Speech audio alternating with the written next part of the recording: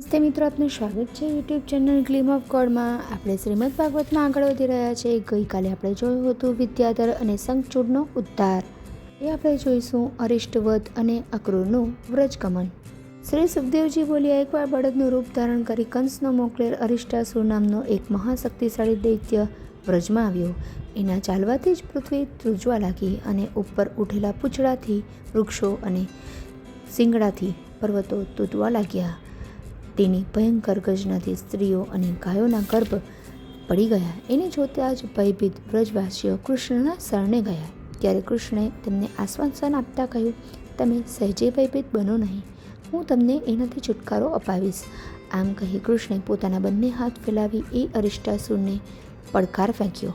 એ દૈત્ય ક્રોધથી પોતાના પગની ખરીઓથી ધરતી ઉખાડતો અને ફૂફાડા મારતો વ્રજ શસ્ત્રની ગતિથી પોતાના શિંગડા નમાવી કૃષ્ણ તરફ ધસ્યો. ભગવાન કૃષ્ણે બંને હાથે એના શિંગડા પકડી લીધા અને એને જમીન પર પછાડીને પગ વડે દબાવીને મારી નાખ્યો.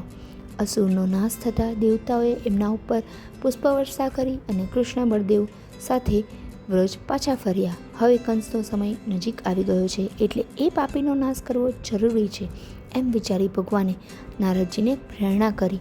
એટલે નારદજી કંસ પાસે કહેવા લાગ્યા, હે કંસ, દેવકીના 8મા ગર્ભથી પુત્રી પેદા નહોતી થઈ. એ પુત્રી યશોદાની હતી. તમારી સાથે વસુદેવે કપટ કર્યું છે. દેવકી પુત્ર કૃષ્ણ અને રોહિણીનો પુત્ર બલરામ અત્યારે યશોદા પાસે ઉછરી રહ્યા છે. તમારા ભયથી વસુદેવે એ બંને બાળકોને નંદ પાસે પહોંચાડી દીધા હતા. એ કૃષ્ણ તમારો કાળ છે. આ બળદેવ તથા કૃષ્ણે તમારા અનુચાર દૈત્યોને મારી નાખ્યા છે.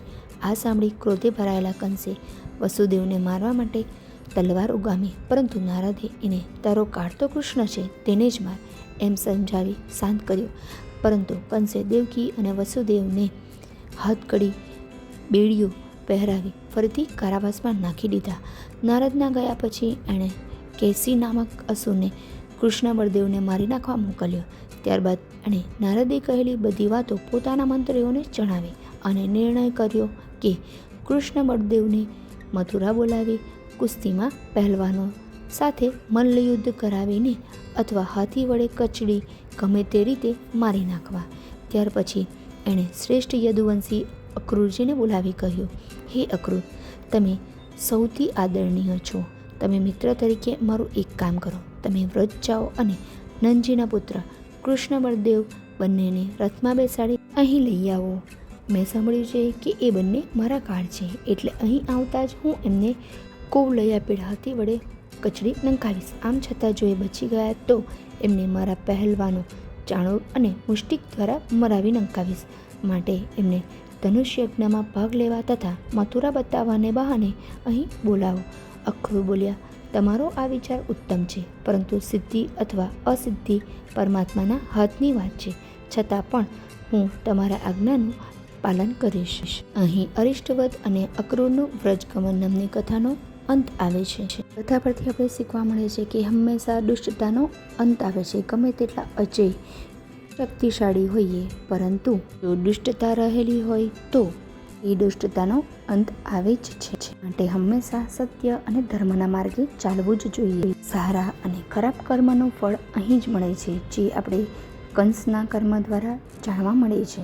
એના ખરાબ કર્મને કારણે કૃષ્ણ તેમનો વધ કરે છે. વ્રજવાસીઓ ડરી ગયા હતા, પણ કૃષ્ણ શાંતિ અને ધૈર્ય દ્વારા તે દુષ્ટનો નાશ કરી શક્યા હતા. માટે મુશ્કેલ પરિસ્થિતિમાં હંમેશા શાંતિ અને ધૈર્ય જાળવવી જોઈએ. મનમાં ગમે તેટલી મુશ્કેલી હોય, પરંતુ ભગવાનની શરણાગતિ શીખવાડીશું તો ભગવાન આપણે અવશ્ય મદદ કરશે.